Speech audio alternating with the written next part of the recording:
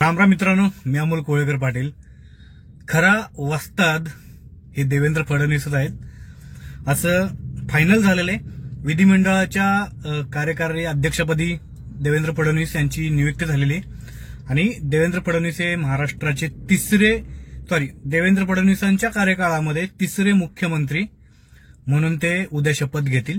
उद्या संध्याकाळच्या वेळेला देवेंद्र फडणवीस यांचा शपथविधी कार्यक्रम आहे. स्वतः देशाचे पंतप्रधान नरेंद्र मोदी या कार्यक्रमाला उपस्थित राहणार आहेत. त्यामुळं सगळ्यात अगोदर देवेंद्र फडणवीस यांना मनपूर्वक शुभेच्छा देऊया की अगदी कमी वयामध्ये म्हणण्यापेक्षा सगळ्यात तरुण असणारं मुख्यमंत्री म्हणून देवेंद्र फडणवीसांचं नाव होतं आणि जास्त काळ म्हणजे 3 वेळा एकच मुख्यमंत्री म्हणून देखील देवेंद्र फडणवीस यांचं नाव हे उमटलेलं आहे म्हणू शकतो आपण. पण देवेंद्र फडणवीस यांचा हा काय राजकीय प्रवास आहे ना मित्रांनो, हा काय एवढा सिंपल आणि साधा सरळ नव्हता. त्यांच्या फॅमिलीमध्ये जसं त्यांनी बऱ्याच वेळा सांगितलं की माझ्या परिवारामध्ये कुठलाही बॅकग्राऊंड नाही पॉलिटिक्सचा. ते जन्माने ब्राह्मण आहेत आणि त्यातल्या त्यात आणखी एक भर म्हणून त्यांनी लहानपणापासून राष्ट्रीय स्वयंसेवक संघ ह्या संघाचं त्यांनी शिक्षण घेतलं. म्हणजे त्यांच्यासोबत त्यांच्या सावलीमध्ये वाढले, मोठे झाले. त्यांचे विचार त्यांच्या कानावरती, डोळ्यावरती पडले, मनावरती पडले आणि त्याच्यामुळे त्यांची राजकीय कारकीर्द सुरू झाली. पण जसं जसं ते नगरसेवक झाले, पहिल्यांदा आमदार झाले आणि ज्यावेळेला मुख्यमंत्री झाले 2014 साली, त्यावेळेला कोणालाही वाटलं नव्हतं की देवेंद्र फडणवीस हे मुख्यमंत्री होतील. अचानक देवेंद्र फडणवीसांचं नाव आलं समोर आणि त्यांनी मुख्यमंत्री पदाची शपथ घेतली. तोपर्यंत महाराष्ट्र राज्यामध्ये किंवा देशाच्या राजकारणामध्ये एक चाणक्यांचं नाव घेतलं जायचं, ते म्हणजे शरद पवार. आणि त्यांचं आणखी चाणक्य पद कुठं समजलं त्यावेळेला 2019ला. म्हणजे 2019ला तुम्हाला आठवतं सगळ्यांना की महायुतीचं सरकार आलेलं ऑलरेडी, परंतु उद्धव ठाकरेंनी ज्यावेळेला त्यांना समजलं की आता माझ्याशिवाय सरकार स्थापन करणं शक्य नाहीये, त्यावेळेला ह्यांचे खेळ सुरू झाले. पहिलं देवेंद्र फडणवीस आणि अजित पवारांचा शपथविधी पार पडला पहाटे. लगेच 2-3 दिवसानंतर शरद पवारांनी उद्धव ठाकरेंना एकत्र आणलं आणि काँग्रेससोबत त्यांनी सरकार बनवलं. ह्या घटनेनंतर असं बोललं जात होतं की शरद पवार पुन्हा एकदा चाणक्य आहेत आणि तेच सगळं चाणक्य त्यांनी गेलेली सत्ता पुन्हा मिळवली.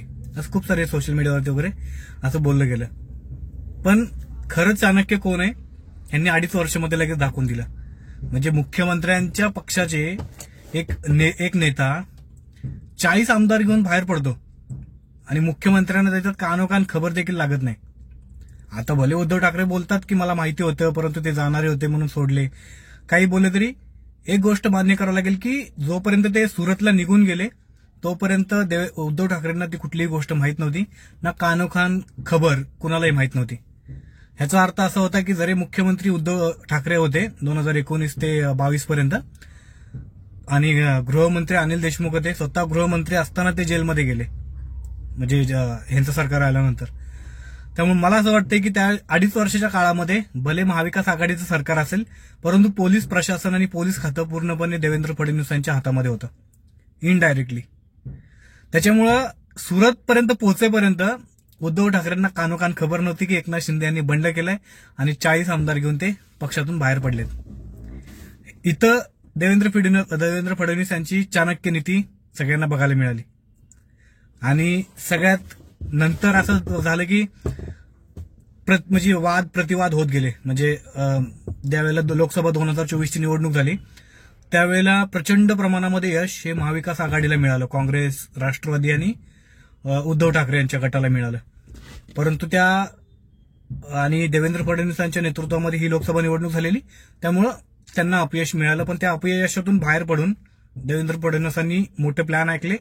देवेंद्र फडणवीसांनी ठरवलं होतं की आपल्याला लोकसभेसारखी जर आपण स्ट्रॅटर्जी अवलंबली तर विधानसभेमध्ये 100% नुकसान होणार आहे.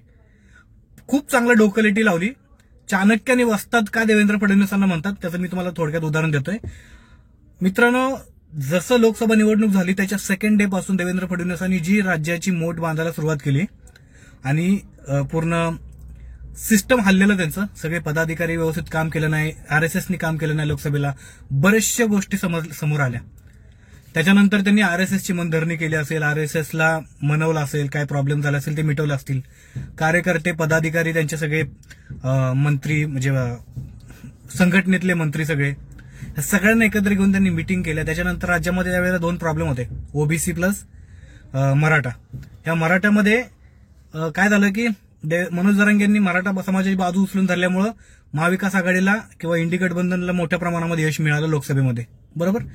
त्याच्यानंतर देवेंद्र फडणवीसांना समजलं की मराठा समाजातली काही लोक आपल्या बाजूला येणार नाहीत, ते आपल्याला विधानसभेला देखील फटका देऊ शकतात. त्याच्यामुळे त्यांनी दुसरा पर्याय निवडला, ओबीसी. आणि ओबीसी समाजाला, ओबीसी विरुद्ध मराठा हा वाद जाणून बुजून म्हणा किंवा त्याला खतपाणी घालून त्याला मोठा केला. आणि ओबीसीची जी काही मतं होती ती आपल्या बाजूने वळवून घेतली. आणि आजही हा जो निकाल लागलेला आहे ना, ह्या निकालामध्ये 98%, 90-95% ओबीसी समाजाचा मोठा वाटा आहे ह्या महायुतीला निवडून, एवढ्या मोठ्या प्रमाणामध्ये निवडून आणण्यापाठीमागे. त्याच्यामध्ये मराठा समाजाचा देखील आहे.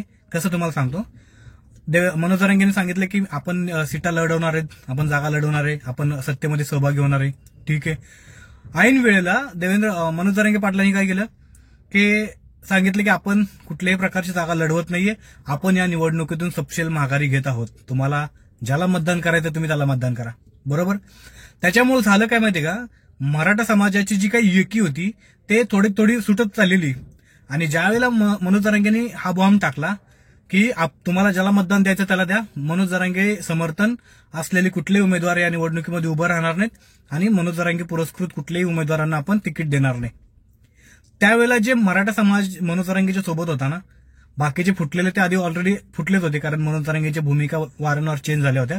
त्याच्यानंतर ते निघून गेलेले. पण जे मनोज जरांगेंच्या सोबत अजूनपर्यंत होते ते देखील फुटले याचा अर्थ ते डिवाइड झाले, कारण त्यांना समजले की आता मनोज जरांगे पाटील यांनी भूमिका आपली जाहीर केलेली, ते काही निवडणुकीमध्ये सहभागी होणार नाहीयेत. आणि त्याच्यामुळं अर्धी मतं महाविकास आघाडीला पडली असतील मराठा समाजाची, आणि त्यातली अर्धी जी बाहेर स्वतंत्र विचार करणारी काय मराठा समाजाची लोक होती त्यांनी महायुतीला मतदान दिलं असेल, बरोबर. ह्याच्यानंतर आणि मराठा समाजाची मतं फुटली, परंतु ओबीसी समाजाची मतं फुटलेली नाहीत. बीजेपीने आणि देवेंद्र फडणवीसांनी हा गेम केला. गेम म्हणजे ही स्ट्रॅटेजी लावली की ओबीसी समाजाला हे दाखवून द्यायचं की मराठा समाज तुमच्यावरती किती भारी आहे, तुमच्यावरती किती वरचढ आहे. आणि जो काय मध्यंतरी वाद सुरू झालेला बघा, छगन भुजबळ आणि मनोज जरांगे पाटील यांचा वाद जो होता तो ह्याच कारणामुळे वरती आलेला की जेणेकरून विधानसभेमध्ये ओबीसीची मतं विखुरली जाऊ नयेत. आणि ह्या महायुतीमध्ये यावेळेला एवढं प्रचंड मतं मिळण्याचं कारण असेल, ईव्हीएमचं आहे की नाही आपण त्याच्यावरती अजून ठामपणे बोलू शकत नाहीये, परंतु ओबीसी समाजाच्या एकजुटीनं मतं मिळाली. त्याच्यामुळं महायुतीला सगळ्यात जास्त यावेळेला नंबर भेटले, सीट्स भेटले. आणि आज देवेंद्र फडणवीस यांनी तिसऱ्यांदा मुख्यमंत्री पदाची प्रक्रिया पूर्ण केली. उद्या ते शपथ घेतील. बघा, एक साधा नगरसेवक ते 3 वेळा महाराष्ट्र राज्याचे मुख्यमंत्री, हा प्रवास काय साधा नाहीये. ह्या प्रवासाबद्दल आणखी आपण पुढे बोलूच जाऊ नेक्स्ट व्हिडिओमध्ये वगैरे. बाकी तुमचं काय मत आहे देवेंद्र फडणवीसांच्या या प्रवासाबद्दल, त्यांना तिसऱ्यांदा मुख्यमंत्री होताना तुमचं मत, प्रतिक्रिया काय? कमेंट बॉक्स तुमच्यासाठी ओपन आहे, नक्की कमेंट करून सांगा. बाकी आपल्या चॅनलला अजून सबस्क्राईब केलं नसेल तर नक्की सबस्क्राईब करा. जय शिवराय, जय मल्हार.